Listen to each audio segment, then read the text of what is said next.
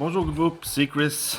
Je vous souhaite la bienvenue au premier épisode de la réédition du vlog de la croisière de 2019 sur l'Allure of the Seas. Alors, comme je vous ai mentionné dans la vidéo précédente, je me suis dit que j'allais refaire le vlog de la croisière de 2019 parce que le vlog original il dure 20 minutes. Je parle pas dessus, il y a juste de la musique. Je donne pas trop d'informations nécessairement sur ce qu'on fait et ce qu'on visite. Alors c'est pourquoi je réédite ces vlogs-là, puis je vais me servir en même temps de vidéos que je m'étais pas servi. Je vous avertis à l'avance, ça se peut des fois que les images, ou même, c'est surtout le son, ne soit pas vraiment optimal. C'est que dans ce temps-là, j'avais pas le même équipement que j'ai aujourd'hui pour faire mes vlogs. Alors je vous demande seulement de me pardonner à l'avance pour ça. Ce vlog-là, il sera pas tellement long. Dans le fond, ça couvre notre départ de Québec, puis notre arrivée à Miami, puis une petite visite de l'hôtel. Mais à la fin de cette vidéo-là, je vais en profiter pour faire une petite mise à jour de nos plans de voyage qui ont changé il n'y a pas tellement longtemps. Je vais vous donner toutes les informations là-dessus à la fin du vlog. Alors, sans plus tarder, on s'en va au vlog.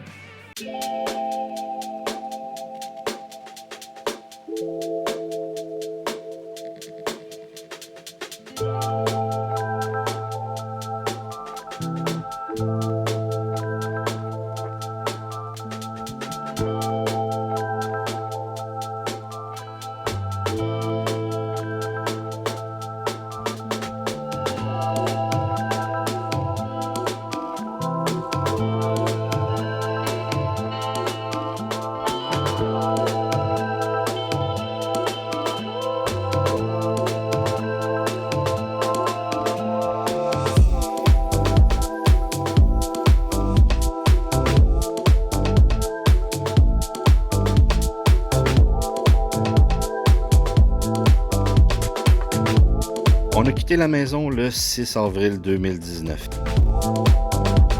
Comme vous pouvez voir, il neigeait, alors ça ne me dérangeait pas tellement que ça de partir vers le sud.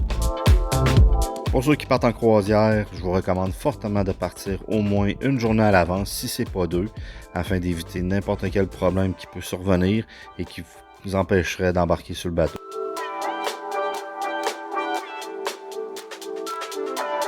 Notre avion décollait de Québec vers 11h30. On se dirigeait vers Montréal. Alors après presque une heure de vol, on avait un petit break d'à peu près 3h45 à passer à Montréal. Ce qui nous laissait amplement de temps pour passer les douanes et manger un peu là, avant notre vol vers Miami.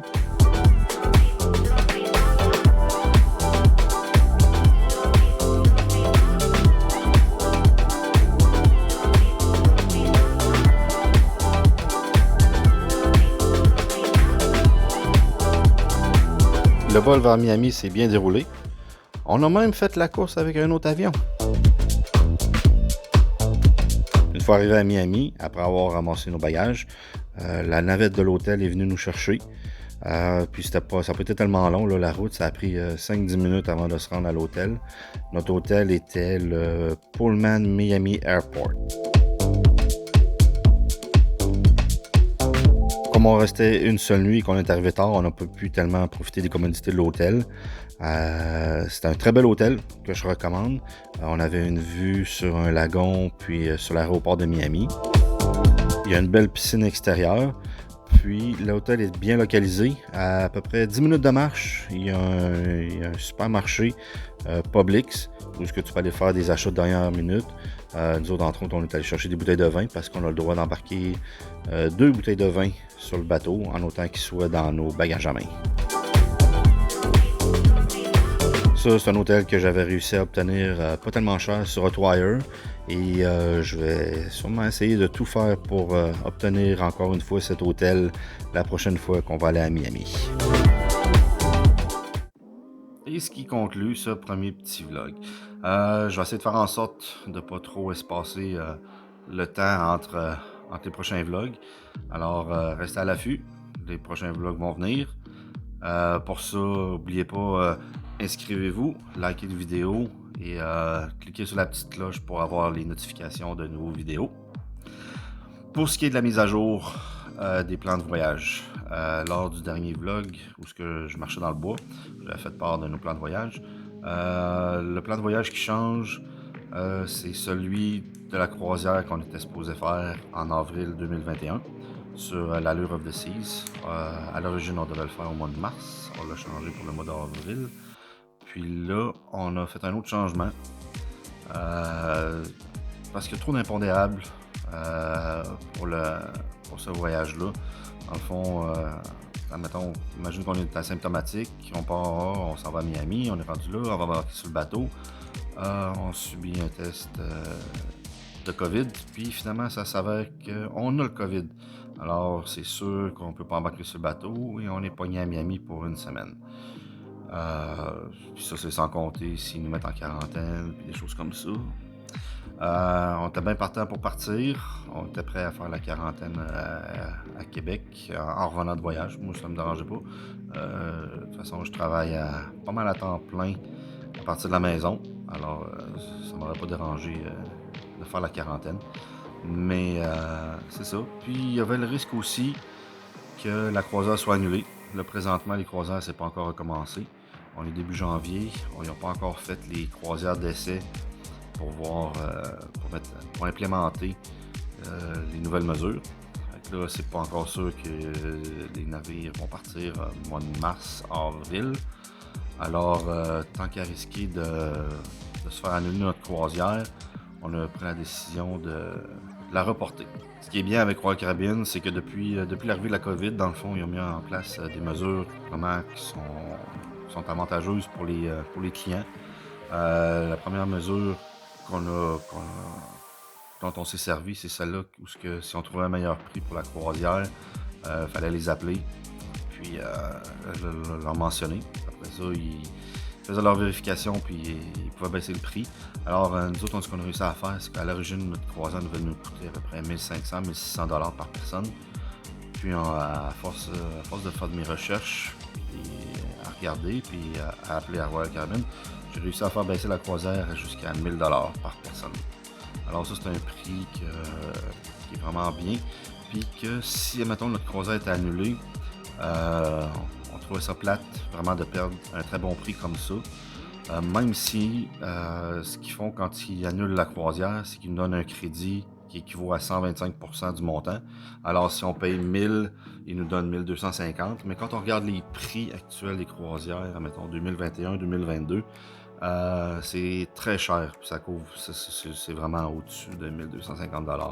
Alors, prendre le risque de se faire annuler notre croisière, puis de perdre un super bon prix, on n'était pas trop partant pour ça. Surtout dû au fait qu'une autre mesure que Royal Caribbean a mis en place, c'est que ça s'appelle le lift and shift. C'est ce qui permet de prendre la croisière actuelle avec son prix, puis de la rapporter dans le temps, mettons, un an, plus ou moins 4 semaines de la date prévue, en autant que ça soit pour le même itinéraire. Fait qu'après vérification, on a vérifié. L'Allure of the Seas navigue pas en avril 2022 dans les Caraïbes, mais il y avait d'autres bateaux qui le faisaient, comme l'Oasis, le Symphony of the Seas, puis le Harmony of the Seas, je pense. Puis nous autres, c'est ça, c'est important qu'on garde à peu près un bateau du même genre. Alors, après vérification, j'ai fait la demande de lift and shift. Puis, finalement, ça a été accepté. Fait que, on va se retrouver à partir le 9 avril 2022 sur le Symphony of the Seas. Ça, ce navire-là, il est plus récent que l'Allure of the Seas. Il y a des avantages de plus que l'Allure. Dans le fond, il y a des glissades d'eau. Il y a la grande glissade là, qui s'appelle The Abyss, qui part, je pense, du 16e étage, qui descend jusqu'au 7e, 8e étage. Il y a des restaurants différents. Le solarium est très différent. Les chambres sont plus modernes. Puis, non, on est très content du move. Surtout au prix qu'on garde, dans le fond. On garde le même prix qu'on devait payer sur l'Allure, ce qui est à dire à peu près 1000. Je pense que c'est 1075 aujourd'hui. C'est 1075. Fait que c'est ce qu'on va payer pour cette croisière-là. Alors, si vous faites une recherche aujourd'hui pour trouver la même croisière, ça donne à peu près 2000 $ par personne. Fait que je pense que c'est un très bon move qu'on a fait. Alors, c'est notre update. Fait que finalement, on part pas en avril cette année. Dommage, mais bon, on regarde le bon côté des choses. Puis à part de ça, on a un plan B pour cette année. Je vous en dis pas plus pour le moment. On va attendre que les semaines et les mois passent avant de faire une couple d'annonces, mais on a quelque chose dans les plans. Alors, restez à l'affût. Vous verrez ça en temps et lieu. Fait que je vous invite donc à vous abonner à la chaîne, liker les vidéos et cliquez sur la petite cloche de notification afin que vous soyez à l'affût de tous les prochaines vidéos qui vont s'en venir. Alors, sur ce, ciao! Bye!